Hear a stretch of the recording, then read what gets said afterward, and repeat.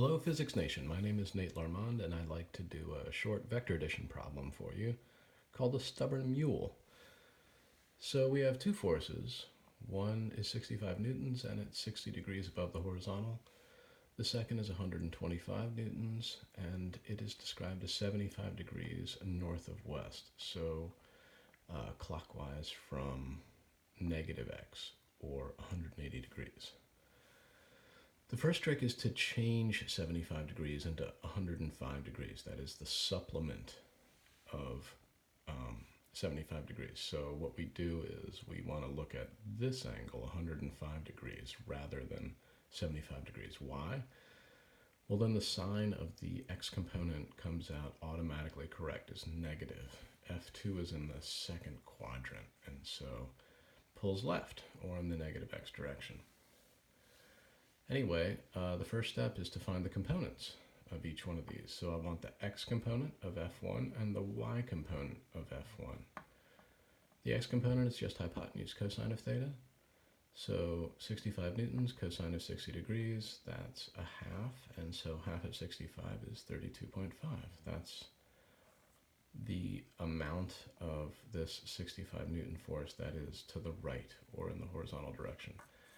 Same deal in the y direction. We're going to do hypotenuse sine of theta, so 65 newtons sine of 60 degrees. That's root 3 over 2, or 0.866.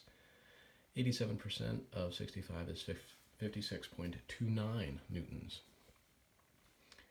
Grind out the same math with F2, and like I said, that's going to pull left, negative x. Cosine of 105 degrees is negative 0.2588 multiplied by 125 is negative 32.35 newtons. Then you sum the two x components. In this case, it's kind of weird because they almost perfectly cancel out. So 32.5 minus 32.35 is almost 0.15 newtons. We find the y component of F2, and 125 newtons sine of 105 is 0.9659 multiplied by 125, so 120.674 newtons. Add up these two y components and you get 177.03 newtons is the sum of the vertical legs. So F1 takes you up and F2 takes you even further up. So these guys add up, whereas these guys subtract, basically. The last step is you add the sum of the x's and the sum of the y's with a new right triangle. So Pythagorean theorem tells you the magnitude. In this case, it's basically the same as the vertical leg. This is not drawn to scale. The y leg would go on and on and on, and then this guy would be itty bitty. So this is a weird right triangle because it's basically vertical. Inverse tangent provides you with the direction. So opposite over adjacent in this case becomes sum of the forces in the y direction divided by sum of the forces in the x direction.